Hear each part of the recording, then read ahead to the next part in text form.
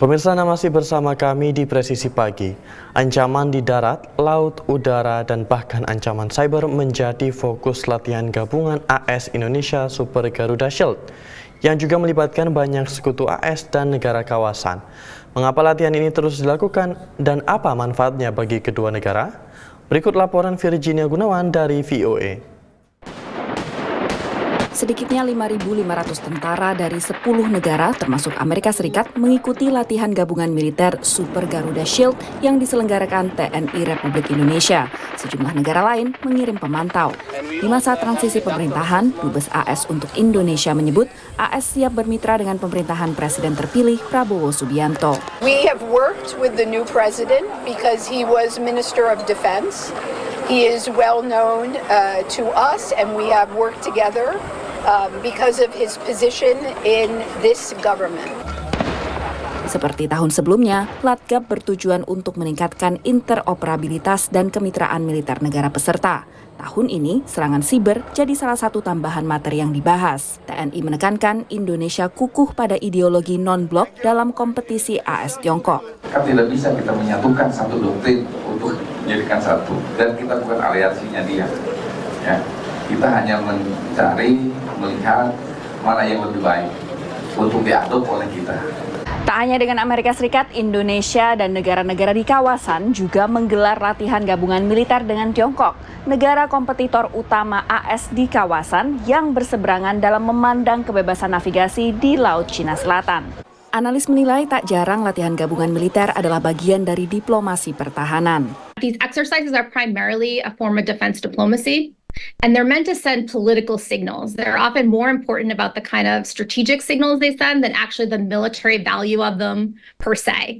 And I think that's really the case with Indonesia and the exercises we do with Indonesia to show that there is this deepening defense cooperation relationship between the two countries. Analis lain mengamati strategi yang dilakukan negara kawasan ini untuk mempertahankan ideologi non-blok kawasan, meski Amerika masih jadi negara acuan untuk melakukan latihan gabungan. The Indonesian Navy warships is able to communicate directly with the American warships. The kind of exercises is sophisticated, high-end, but with the Chinese, it's a bit different. It's basically basic, simple, passing exercises, signaling exercises with each other. There is one Southeast Asian naval official that shared with me the exercises with the Chinese are so basic that they can be done with fishing vessels. Lowy Institute mencatat sepanjang tahun 2021 hingga 2023, Amerika Serikat melakukan 525 latihan militer gabungan yang tercatat dengan negara-negara di Asia Tenggara. Ini membuat AS sebagai negara di luar Asia Tenggara yang paling banyak melakukan latihan gabungan, diikuti oleh Jepang, Australia, India, dan Tiongkok. Dari Washington DC dan Sidoarjo, Jawa Timur, Virginia Gunawan, Ahadian Utama, Hafiz Sahadeva, VOA.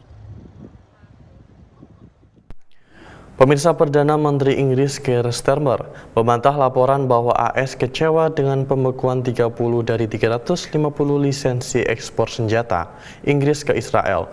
AS disebut memahami langkah ini yang dikecam pemerintah Israel. Seberapa besar dampak pembekuan ekspor senjata Inggris ini? Kita simak laporan Nova Purwadi dari VOA. Inggris akhirnya menangguhkan sebagian lisensi ekspor senjata ke Israel setelah sebuah tinjauan hukum menyimpulkan ada risiko nyata bahwa persenjataan ini bisa digunakan melanggar hukum humaniter internasional di Gaza. Meski demikian, di parlemen, Perdana Menteri Inggris menyatakan negaranya tetap mendukung hak Israel untuk membela diri. In relation to licenses, this isn't an Israel issue, it's the framework for all licenses that have to be kept under review. We either comply with international law or we don't. And we only have strength in our arguments because we comply with international law. Menurut analis, langkah Inggris tak akan banyak berdampak pada operasi pasukan pertahanan Israel IDF. Most of Israeli weapons and ammunition come actually from the United States and Germany. It's amount to nearly 99% of the arms supplied to Israel. Tapi langkah Inggris lebih signifikan secara simbolis. Suspension sends a clear message that you can be a friend of Israel, you can support Israel, and the UK, including Labour, supporting of Israel, especially after October 7, and rightly so, but at the same time to disagree fundamentally with the way Israel conducts the war and how it uses weapons. Larangan ekspor dari Inggris mencakup ekspor komponen pesawat dan helikopter tempur serta drone. Untuk membatasi penjualan senjata kepada Israel atau bahkan memberlakukan embargo senjata juga terdengar di negara-negara lain yang menjadi sekutu dekat Israel, termasuk negara-negara Uni Eropa dan Amerika Serikat. Di Kongres Amerika Serikat, suara-suara paling vokal dan paling kritis datang dari Partai Demokrat, partai Presiden Joe Biden dan Wakil Presiden Kamala Harris. Analis mencermati langkah Inggris bisa menguatkan desakan ini. It kind of shows that for the very first time that a very close partner and ally of Israel doesn't trust the Israeli government when they're saying that they are complying with the laws of armed conflict. Other European countries might want to now revisit their arms export licenses. Pada saat yang sama, Perdana Menteri Israel Benjamin Netanyahu juga menghadapi meningkatnya penolakan domestik karena berlanjutnya perang di Gaza dan masih banyaknya sandera yang ditahan Hamas. Moving against the Netanyahu government is now seen less and less so as moving against Israel as a whole or the Israeli public.